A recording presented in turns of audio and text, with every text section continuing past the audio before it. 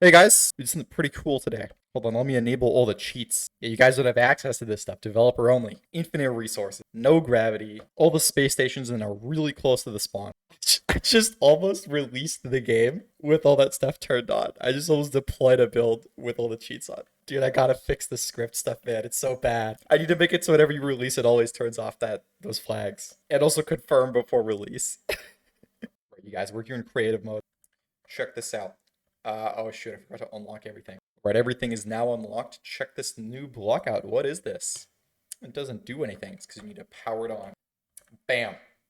It actually doesn't. It doesn't look like it does anything other than it adds this weird like square, right? But here's the thing. This is a multiplayer block. I mean, it'll also be helpful when I add creatures and stuff like that because it makes your ship invisible. But the way the invisibility block works is it displays a panel that only makes it invisible to people who aren't in the team that built the block. Like, do you see how there's an outline? Like if I switch to the purple team here, this is what it looks like to people who aren't on the team. There's just nothing there. Like you bump into it and there's nothing there. In fact, the netcode gets buggy. Oh, it lost power because the solar panel was facing away. Oh, and it'll regain power and turn invisible again in a second. The netcode gets buggy because the client doesn't even know about what's there. Like it can't predict the player bouncing off of the wall because it doesn't know that there's a wall there. The client doesn't even see stuff that's invisible, so you can't make a hacked client. It's so bad. I might make it so if you're close enough, it does show it because this is a little like, that's okay. I'll put that down. Put that down as a to do for later. But for now, it's just kind of funny. Like theoretically, you could build a gigantic. So like it does need to be powered. It requires power, right? That's how it's kind of balanced. But theoretically, you could build like a gigantic like cloaked mass that's just like in the middle of the solar system. And then people are like bumping into it, like, what the hell is this? Like my game keeps bugging out. They'll think the game is broken, but really you just made like an invisible wall.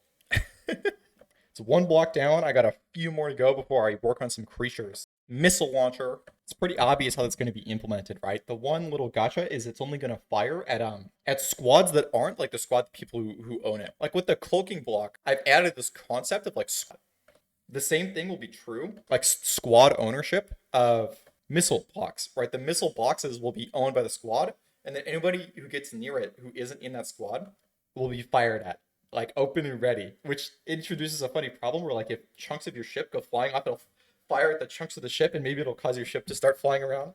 It'd be very interesting. Hold on, let me explain a cool problem that occurs when you want to make something like a missile launcher. So let's say this is your missile launcher block, right? And then you've got like the little we've got a rocket here. Ukrainian soldiers could really use this rocket. For people watching 20 years from now in like the US archives, you're going to need to look in your history textbooks for that reference to make sense. It's going to date this video and I'm like 40 or 50. It's going to be like, "Oh yeah, I was back when that was going on."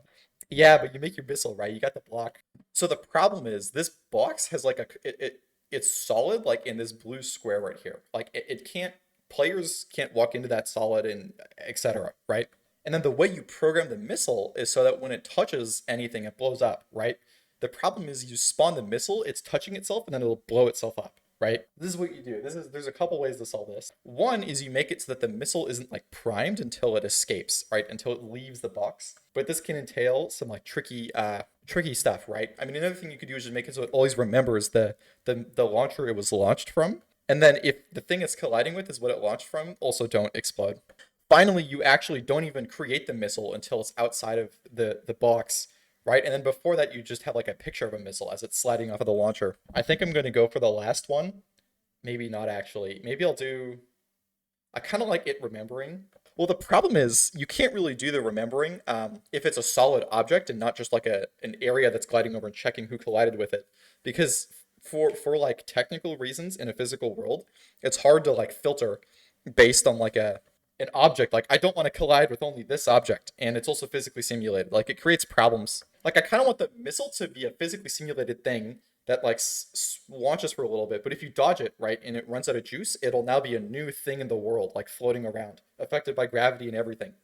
And then it only explodes if this tip is touched, right? So you can like bump it from the back, and it'll start like spinning around or something. You know what I mean? Like I just think that would be so cool. Add a lot of depth to the missiles. But yeah, I think I'm gonna do the picture thing after talking it out loud. Um, The next block that I want to do tomorrow, the merger block. This is going to be big. This is going to be like space stations. It'll allow you to build something like this. Let's say this is like the merge block, right? Here's another station with its own merge block. How I think it's going to work is it'll automatically accept like like as soon as any merge block touches it, they'll combine, and this is now one space station, right? All the power is shared, everything is shared. And then if you right click on it, it'll disconnect and become a separate space station. Now on to the implementation of this, right? So at first I was like, this is going to be a very complicated thing because I'm going to need to like flood fill from flood fill just means like figure out what's connected to this box, right? Like on disconnect, I'm going to need to take the two merge blocks and figure out what's connected to each of them and then create two new grids with those new boxes. And then I realized I'm already doing that with the routine that like checks if there's holes in your ship from damage and creates two separate ships. Like this is what the flood fill algorithm looks like, right? It just goes in every direction and tries to fill up anything that's connected. Now here's the thing though, in this code, I can just add an if statement, right? So that I just run the like grid destruction code on the combined grid, right? Like let's say they're combined.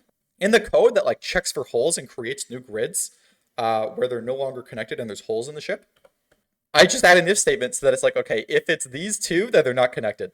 And then bam, it'll go ahead and create a new grid there. I don't have to change anything. I don't have to do anything. The whole patch to add the merge block might only be like 10 lines of code. It'd be cool. Yeah, merge block, missile launcher, and then AoE healing if I have time. This will heal not just boxes, but also players. So it'll automatically repair stuff. Yeah, I mean, if we look at our schedule, right, we're doing pretty good. Today and tomorrow was both boxes. And Tuesday and Wednesday is creatures and the endgame stuff and multiple suns. Finally, Thursday, happy birthday, by the way. We're going to do a bunch of shaders, make the scanner more obvious, sound effects. Some basic ones, basic ones. We're not going to go crazy. Finally, Friday is just going to be like robustness, right?